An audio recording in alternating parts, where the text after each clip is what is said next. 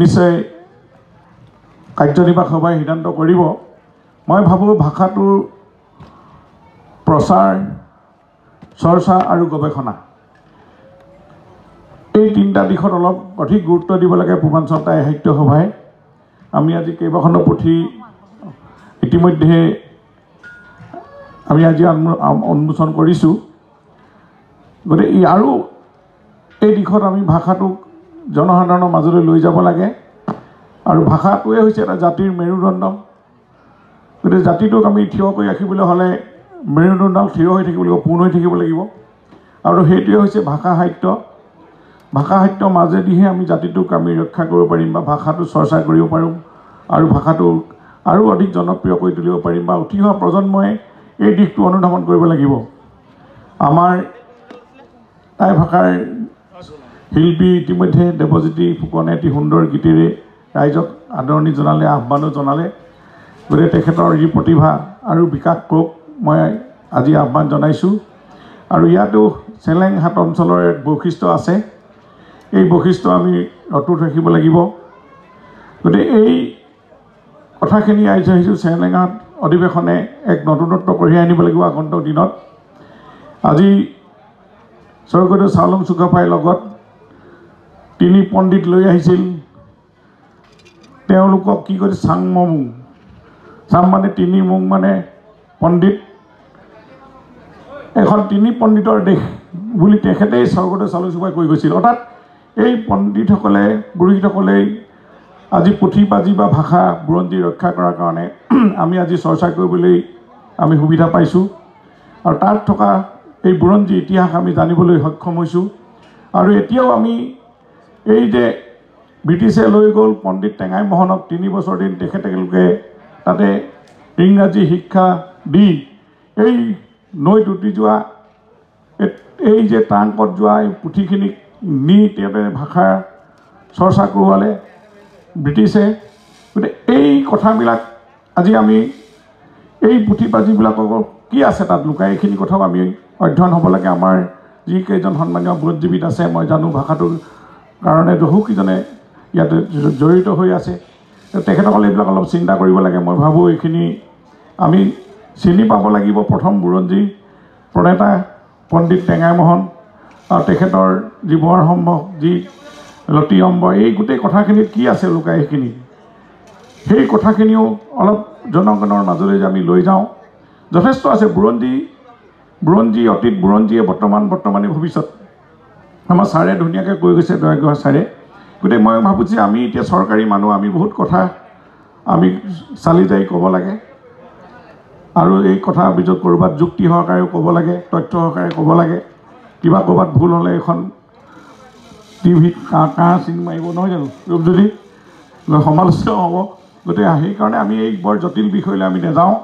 আমাক আপোনালোকে, আমি বিধায়ক আছোঁ, ৰুদজ্যোতি হওক বা আমিও কেইবাজনো, আমি কথাখিনি আমাৰ যোগেদি চৰকাৰ ঘৰলৈ লৈ যাব। এতিয়াও চৰকাৰে যথেষ্টখিনি কৰিছে। আমি 11-12ত ভাষা স্বীকৃতি লাগে বুলি কোৱাৰ লগে লগে মুখ্যমন্ত্ৰী মহোদয়ে লগে লগে তেখেতে নিৰ্দেশ দিছে। আৰু আমাৰ 12লৈকে আমাৰ টাই ভাষাটো চৰ্চা গৱেষণা পঢ়িব পৰাকৈ ব্যৱস্থা হৈছে। ইয়াৰ উপৰিও আমি টাই ভাষাৰ যি 1996 চনতে 200জন শিক্ষক দিছিল আৰু তাৰ পৰৱৰ্তী সময়ত আকৌ 97ত 100জন, সেইখন কিবা টেকনিকেল কাৰণত ৰৈ আছে।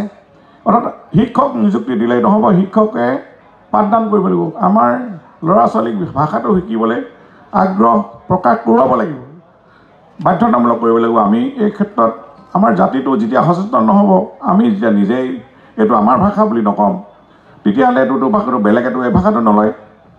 আজি 2জন মিচিং মানুহ লগ পালে তেওঁলোকৰ নিজৰ ভাষাতে পাতে, সেইটো যদিও সেইটো কথিত ভাষা। আমিও যদি 2-1জনে এনেকৈ ধৰণৰ কৰিব পাৰোঁ, নিজৰ ভাষাত কথা পাতিব পাৰোঁ, ভাষা শিকাটোতো কোনো অপৰাধ নাই। মোৰ এই পাৰ্থক্য অঞ্চলৰ এজন মুছলিম ছোৱালী, তেওঁ গোটেই ভাষাটো ৰিচাৰ্চ কৰি আছে।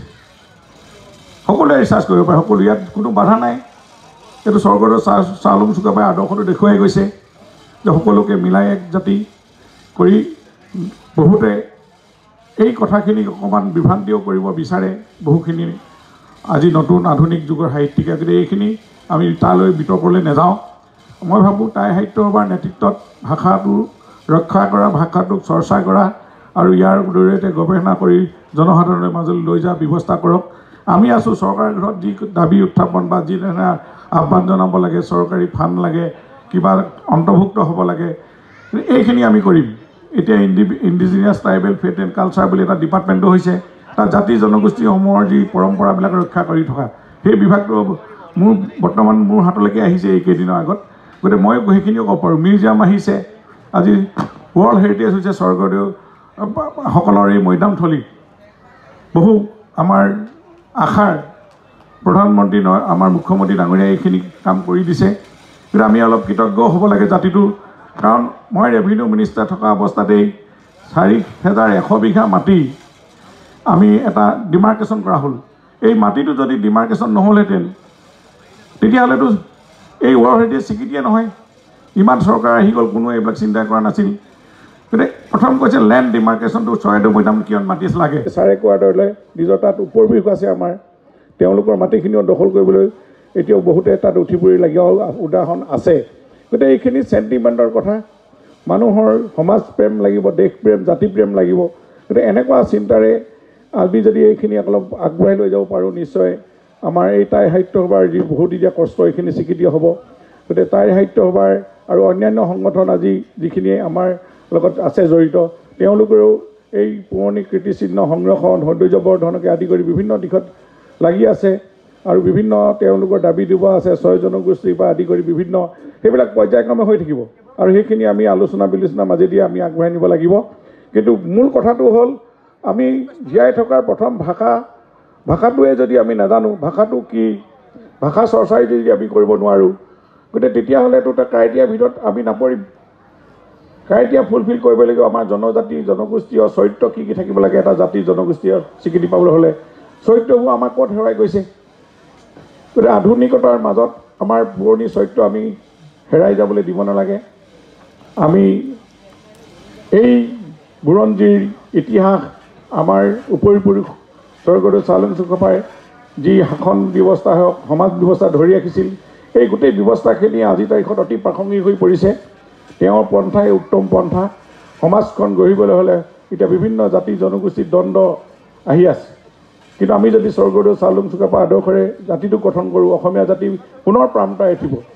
আমি এই ক্ষেত্ৰত আমি ভাষা শিকাত কাৰোৱে আপত্তি নাথাকে। আজি মোৰ আইক ভাল পালে জানো আনৰ আইক বেয়া পোৱা হয়, ডক্টৰ ভূপেন হাজৰিকাই কৈয়ে গৈছে। মোৰ নিজৰ ভাষাটো ভাল পোৱাটোতো বেলেগ ভাষাক বেয়া পোৱাটো নুবুজায়, বেলেগ জাতি জনগোষ্ঠীৰ কালচাৰক বেয়া পোৱা নাযায়। গতিকে এই কালচাৰ পৰম্পৰা এই গোটেই কথাখিনি মই ভাবোঁ সাহিত্য সভাই এটা উত্তম সংগঠন যি সকলোকে লগ লগাব পাৰে আৰু বিভিন্ন যিবিলাক জনগোষ্ঠীয় শাখা তেওঁলোকৰ সাহিত্য সভা আছে, তেওঁলোকৰ পৰা লগতো আলোচনা হ'ব লাগে। আজি বড়ো হওক, মিচিং হওক, বিভিন্ন জাতি জনগোষ্ঠী তেওঁলোকৰ এই সাহিত্য সভাবিলাকে কি পন্থা লৈছে, তেওঁলোকৰ বুৰঞ্জী কেনেকৈ খুচৰিছে আৰু তেওঁলোকে কি গৱেষণা কৰিছে।